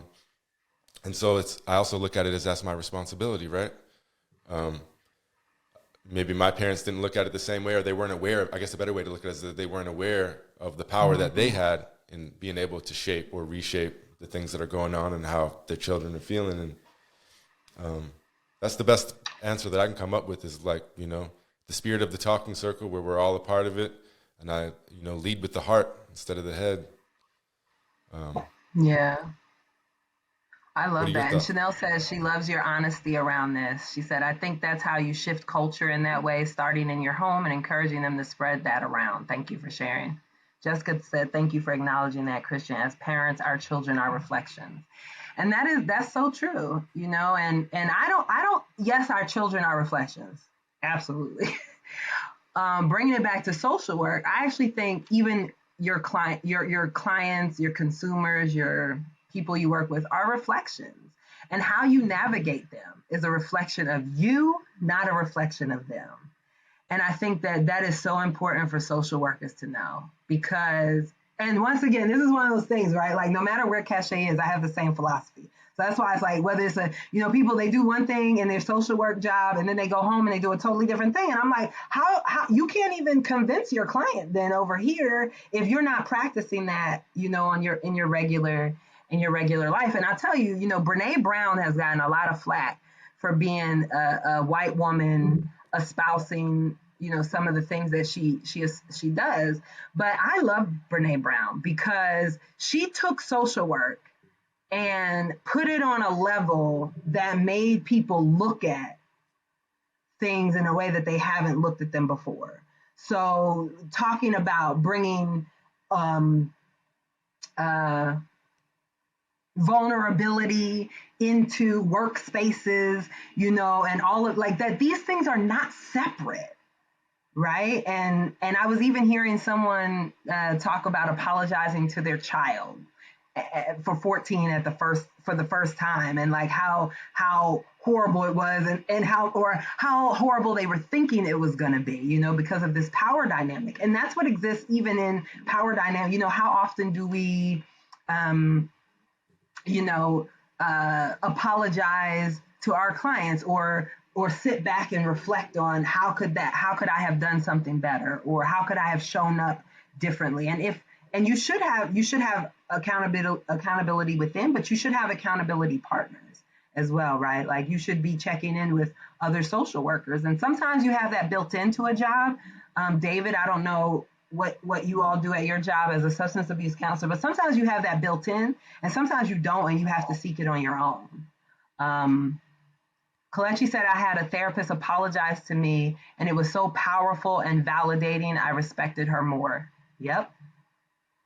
And yeah. I was going to say too, culturally in America, we have this thing with guilt, like where we're like terrified of it or something, you know. And I think a good context for me is to look backwards when I was a young man, and I was a young man, you know, even for someone living in Utah, you know, I was the white boy that had the black friends, the Polynesian friends. You know, I was like, you know, I was in those circles more than, in some cases, more than some of the white circles. But when I look back, like I had some super racist ideas, not like filled with evil or anything like that, but like just the way that I thought about things. And one of those that I think about that's related to guilt would be like the legacy of slavery again. And, you know, I don't think people were really talking, at least in my circle, they weren't talking about reparations and whatnot. But, you know, it would often come up, you know, like the guilt of the white people for slavery. And I think what you would have heard out of my voice, out of my mouth at that time, I would have been like, well, you know, that was a long time ago, you know, and most people don't look at things that way anymore. And I'm not going to feel guilty for something that I had no control over. I do the best that I can today. And I'm not saying I need to walk around feeling guilty. That's not what I'm saying. Right. But I wasn't willing to engage with the possibility at that time. And obviously I've evolved somewhat over the last couple of decades, but America, or, you know, culturally the West, whatever, like we are terrified of guilt or repulsed by it or something, or all of the above, because, you know, that slavery thing comes off in the mainstream all the time, you know, about responsibility today. That's off, you hear what would have come out of my mouth then, that's what you hear coming out of many people's mouths today. And so I can empathize with them and understand where the sentiment comes from. But why do you think that is? Why do you think we have so much of an aversion to the, not just guilt, but the possibility of it? Because of shame. And I think that we have conflated guilt and shame in our society. And one of the most famous quotes that I requote all the time is Iyanla Vanzant, who says, you know, guilt says that something wrong was done. Like I did something wrong. Shame says I am wrong, right? And so in our society, what we do is we turn guilt into shame. You did something wrong. Now, you know, it's the punishment. It's the cancel culture. Now, you know, so we have conflated guilt and shame. We have taken out accountability and replaced it with shame. And this is historical, right? I mean, shame is literally the basis of how the Europeans who came here, you know, starting imperialism in this America, how they got here, right? They were shamed out of their own societies.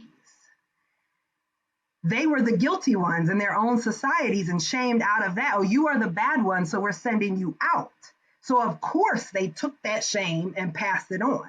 So I don't know how we solve that, because it is something that is so ingrained and so long ago. And so, you know, Jessica said grief work is shame work. That's one way. That's definitely one way. I think that, you know, if you're able to do grief work, then you are, I mean, it would make sense that you're able to do shame work. Yes, David, thank you for that repeat, because I think it's really important. And so if we think, right, in our minds, oh my God, if I'm guilty of something, what's going to come next? That's the first thing we go, what's going to come with the guilt? And so that's why we're obsessed with not being guilty. But for me, it's like, well, I mean, I'm going to feel bad first and foremost, and maybe that's the problem too, because for me, nothing is worse than feeling bad. You can't do nothing to me that's going to make, you know, no one can punish me more than I'm going to punish myself, even if you do something to me physically. So if I'm guilty of something, I want to know, because I want to make sure I don't do that again. And so as a country, you should want to know, how did you get here so that you don't get here again? But for some reason, we seem to want to repeat the same mistakes. And we also want to, avoiding the feelings at all costs instead of feeling the feelings. I agree. Yep. And I feel like that's, again, where I was talking about distractions before. You know, we love to be distracted. So, you know, I don't want to have to think about anti-blackness or anything like that if Colin Kaepernick has to interrupt my broadcast of my football game, you know, my number one distraction. That's probably one of the number one distractions in America. And I enjoy myself some football. You got a football and NFL hat on right now. I enjoy it. But could be this huge distraction where, like, people feel so entitled to that there could be no interruption to that, or, you know.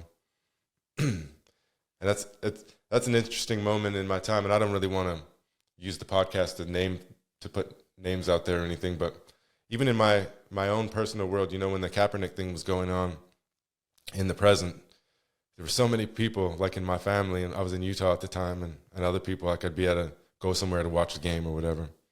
And I got so fucking sick of people hitting me up about the Kaepernick thing. Like, what do you think about Kaepernick? What a fucking prick, bro. And, you know, like, I know I can't change the world by, like, instigating with all the people that say those kind of things. But, you know, and as an anti-racist white guy, I'm still not sure what the right way for me to address those situations are, because, again, I'm not going to change them by telling them that their ideas are stupid right now. I don't know. And again, like, that goes for the kids too. I feel like it's not my job to change my father and my grandfather. It's my job to change my children, to change myself. I feel like that's where the real change comes. But then again, I don't know, I still debate that. Like, what responsibility do I have to call out certain things or whatnot? And is it, do I need to choose my battles? Do I need to be consistent and, standing up for the same thing? And I don't have the clear answer to that for myself. Right. For myself yet. I don't. Yeah, I mean, everyone has to do what works best for them, and we all are at different stages of our own healing and our own journeys of life. For me, what works best is, like I said, being the same in all spaces. Also, the way I present, I can't walk into a space and people not be like, well, it's just one of those, and I try to explain that to people. Like, one time someone asked me, like, how do you queer a space? And I was like, I walk in it. So I think for me, particularly when I'm around family and stuff, like, they already know. So either they don't say stuff around me because they know Causha is going to call us in, or they say the right thing, or we engage in a healthy conversation. I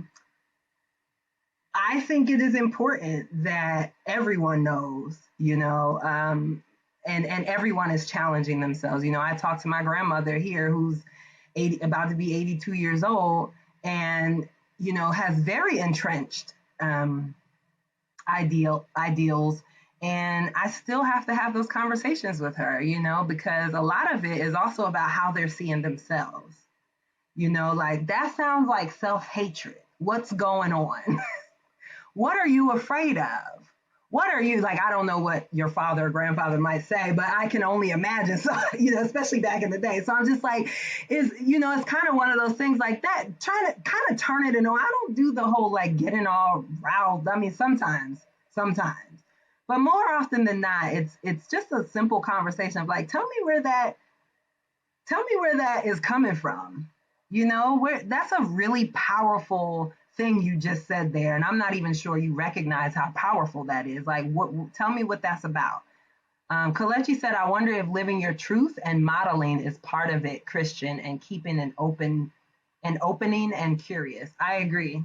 Yep. Always curious. The other thing I'll say is I don't have conversations with stupidity anymore. So there's certain conversations I'm just not having. If somebody is, I don't have conversations about Colin Kaepernick. Because if you don't agree, at this point, there's nothing I can say to you. That is picking my battle. I also don't have to be in relationship with you, though. You know what I'm saying? And so that's the thing. It's when we choose to stay in relationship with people and get mad that they don't believe what we believe. Yeah, it's a matter of picking your battles. I probably pick more battles than some, but I'm picking less than I used to. Yeah.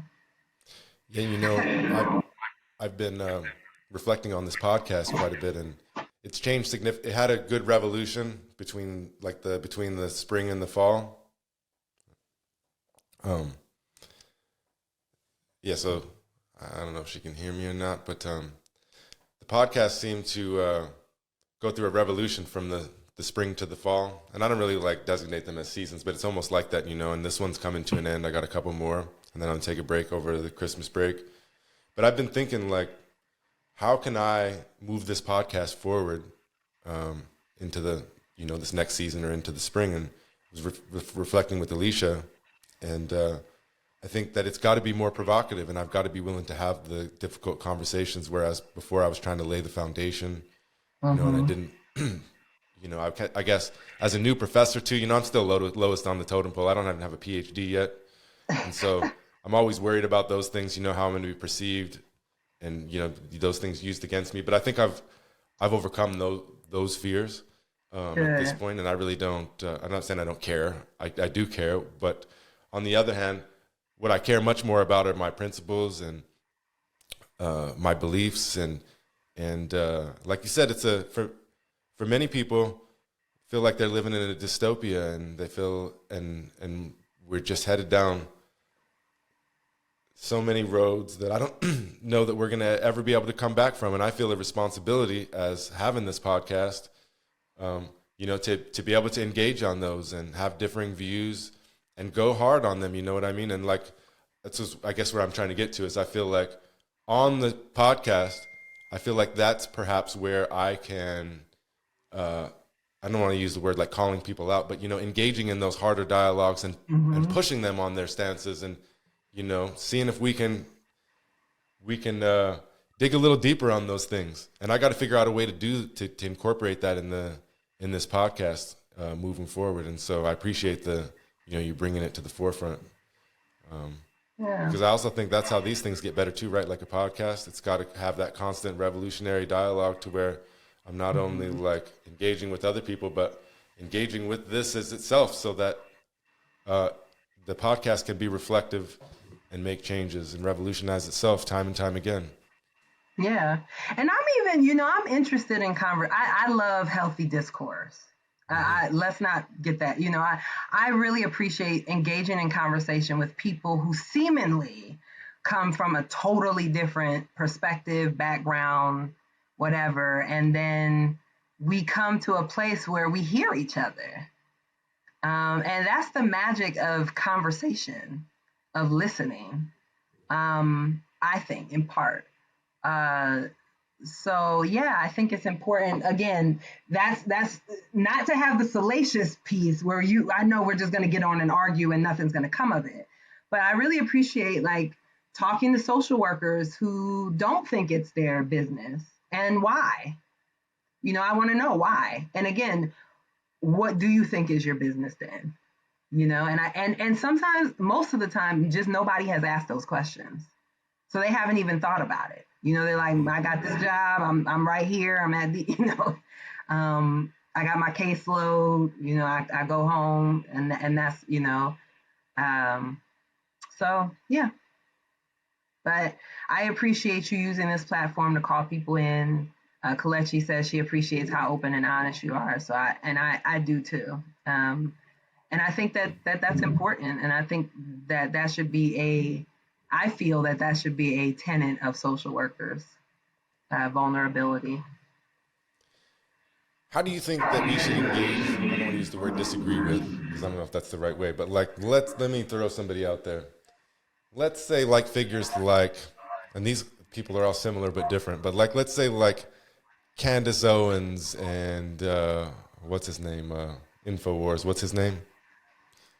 Oh, InfoWars. I know who you're talking about. Or Ben Shapiro. Mm-hmm. And I haven't seen tons of any of these people. I haven't seen like tons of videos or content. So I'm not like sure of all their views, but I know that like for each one of those, let me put it this way, for each one of those three people, I've heard them say some things that I'm like, what the fuck are you talking about? Like, yeah. So when you have all those kind of faces and those kind of, I don't know what you say, influencers or content creators or whatever, but they're very popular, right? I'm not even sure how much of a following they have. But so very, very popular. What do you think about us as social workers? Like, how do they? So, like for me, I don't know that much about them. I know I definitely have things I don't like about them. Mm-hmm. But should I listen to them at all? Do they have anything worth listening to? Or how do you think that folks should engage with things that they don't think that they'll agree with? Does that make sense? Yeah, and it's a very good question because it brings up the question of like, so, right, because that's what people do. They disagree and then they turn it off. And so you never get to a point where you might. So, and I think that's part, you have to distinguish between what is salacious and what is information. And someone like Candace Owens, for me personally, I would not engage with her on a public platform because I recognize that her public platform is she's using it for what it's there for, which is the same thing we're using it for. She's just using it to promote her own values. I would engage with Candace Owens, and I will make this a very specific comment, other Black people like Candace Owens, with a very personal conversation, because there are other things going on that I know that leads people, particularly people of color, down that road. And this is a conversation I've had with a few people that, I think is much more than for this right here. But so I think it's picking and choosing, right? Like I said, certain people I will not engage with on a public platform. It doesn't make any sense. I already know that their entire purpose is to get people to watch them argue with people. That's literally so they're not actually trying to inform anyone. So yeah, Chanel said Candace Owens is interested in publicly shaming people out of their beliefs. And then there's also the trauma baiting, right? So people like Candace Owens, Shapiro, all these folks, they use trauma baiting, right? So they dangle something like, oh, well, where are the people for this? And it's like, you aren't standing with us on anything else, so don't stay, So I think as social workers, I don't really know what we I think you have to decide at what point are you done listening? At what point, like listen enough that you can determine that it's salacious and not information. I was listening to Candace Owens for about 2 years before I stopped listening to her. Because I wanted to understand where she was coming from. I want to understand where everyone is coming from. Because like I said, I do think, you were talking about earlier, like most of us want to be listened to. I think Candace Owens wants to be listened to. Shapiro, all these people. Honestly, if you look at the government, it feels like a bunch of people that didn't feel listened to as a kid. So now they're like, let me get these positions so that people don't have a choice but to listen to me. That's kind of how it, that's kind of how it comes across to me sometimes. Politics, media, all of that. But yeah, I don't want to keep harping on her. That's the one that I listened to the longest, Kalechi said you should check out the book, Black Skinhead. Yes, very good book by Brandy Collins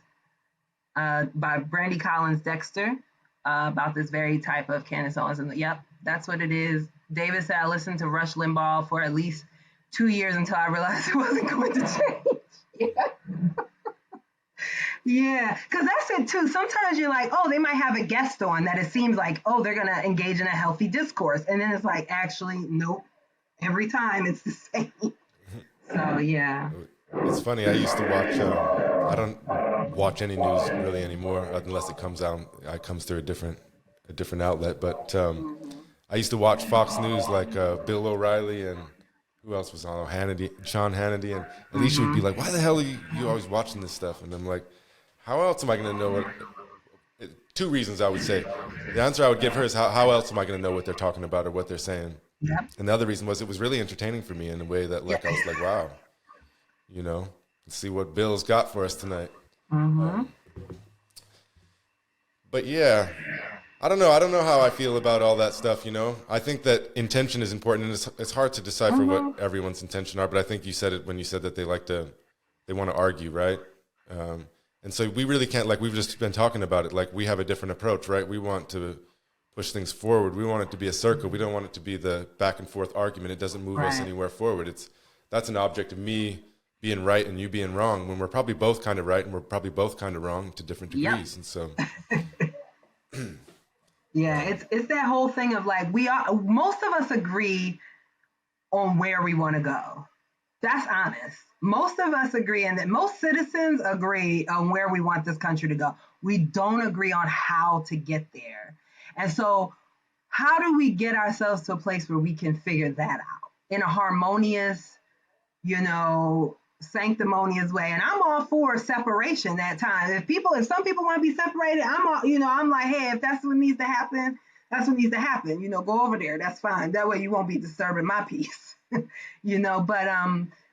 I really think, and that's what I was doing, I think, with what I do with some of these people. It's like, yeah, it's entertaining. Yes, I do need to know. But also, I need to know if there's any intricacy. I'm listening for any points of connection, any possible points of connection. That's what I'm listening to. So for me, once I've realized, it's not going to happen, no points of connection are going to happen, then I don't need to listen anymore. I also don't need to really go back. I don't need to engage with you in any way or engage with the program.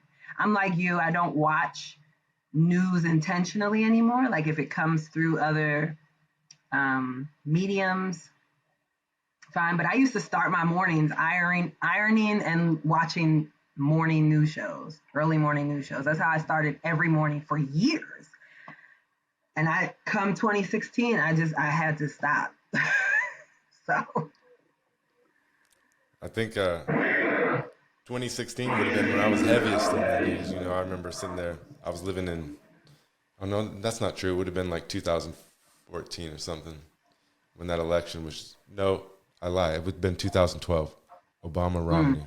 That's when I became politically aware, and I was over there watching MSNBC, and they still got some of the same people, but many of them have changed. But they mhm. just said the same. I don't even want to get into it.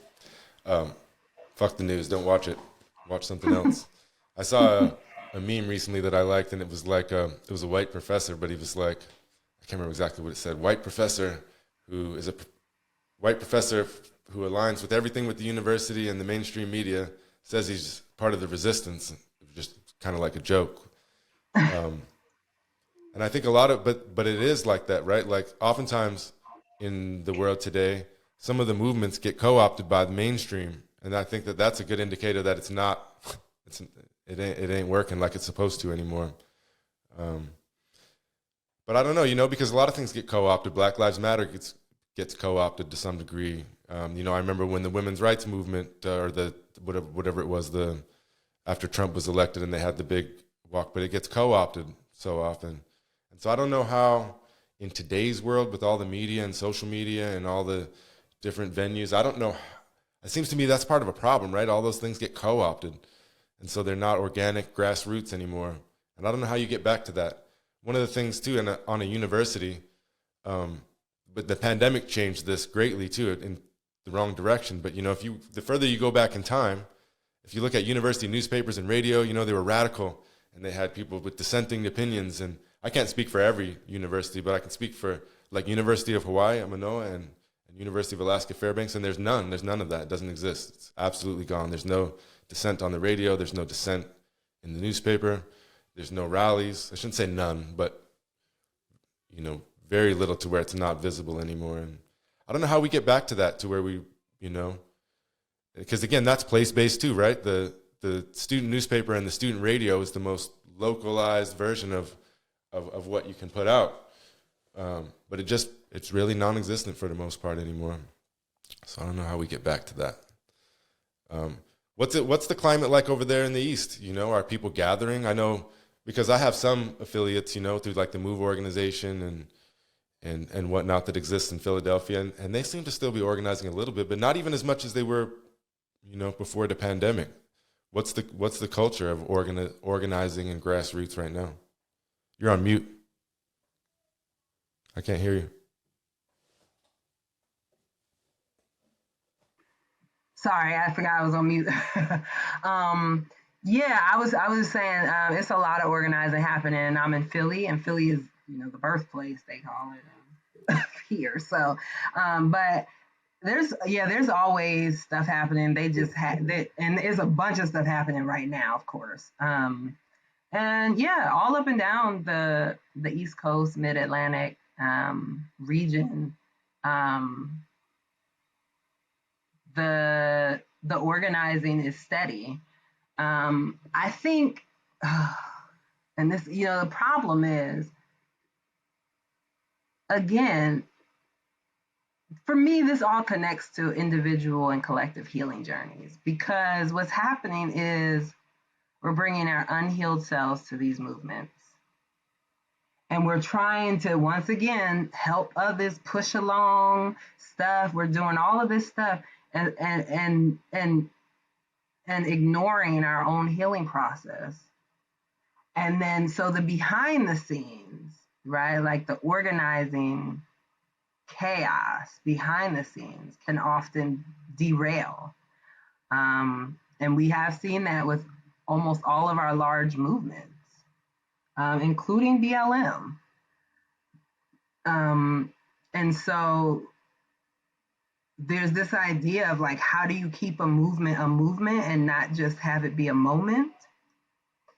And I think the way that you do it is recognize that it's never going to stop, right? That suffering, so long as there is suffering, there has to be movement.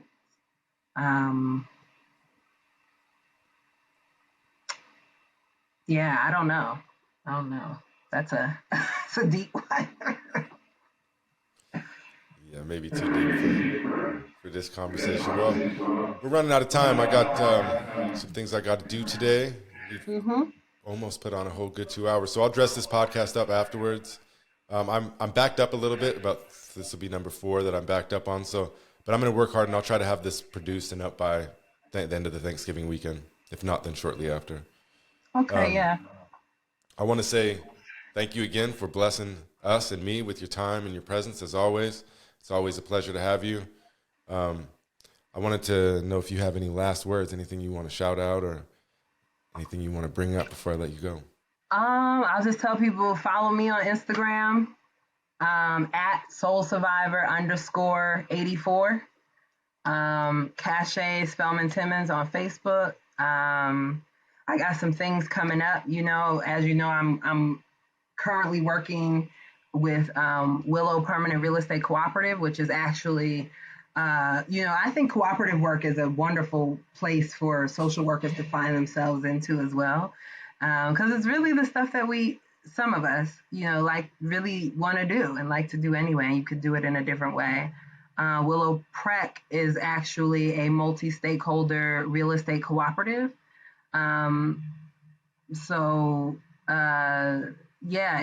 Based in Western Massachusetts. And really just the idea is that the community owns itself, right? So plainly put. If you follow me, and you'll know all about all the stuff that I'm doing that everybody else is doing. I'm having a launch of something next month, so if folks want to check me out, feel free to do that. I got a lot of stuff coming up, and like I said, a healing journey is a big part of it, and if folks want to come along, great. If not, that's great too. And thank you, Christian. Thank you so much for this again. I will continue to watch your podcast, and I'm sure we can do this again sometime next year. Yeah, for sure. I'd love to have you. And any other links besides your social media, send them over to me, and I'll include them in all, when I post it on YouTube and Spotify and Apple and all that, and I'll have it on there. So if people are listening, they want to get there, they can get there easy. Great. Sounds good. I just want to thank the audience that came through too, especially the ones that were really talkative. Thank you so much. Yeah, big shout out to the audience. I think that when we have audience engagement, it amplifies each episode significantly. So I really appreciate your participation, and I hope to see you all again. It's been a great episode. Look forward to putting it together and getting it out there. Thanks again, Causha. We'll be in touch, and we'll for sure do this again. But as always, many thanks from my heart to yours, from my family to yours, and take care and have a safe weekend and a happy, hopefully you get a little bit of a break next week. A little bit, yes. You too. Take care. All right, take care, everyone. Peace. Bye. This episode of the Critical Social Worker Podcast was recorded live on Sunday, November 19th, 2023. Today's episode featured Causha Spellman-Timmons, and it was hosted by Christian Ace Stettler.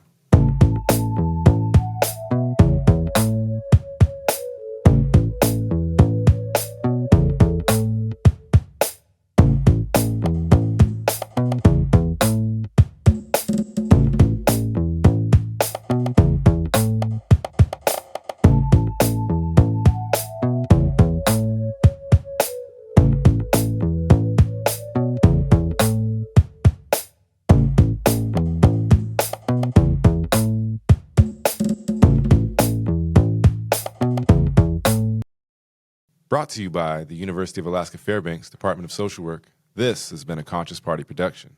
You've been listening to The Critical Social Worker, a revolutionary storytelling podcast. Your story, my story, our story. All right, everyone, until next time, keep being revolutionary. Peace.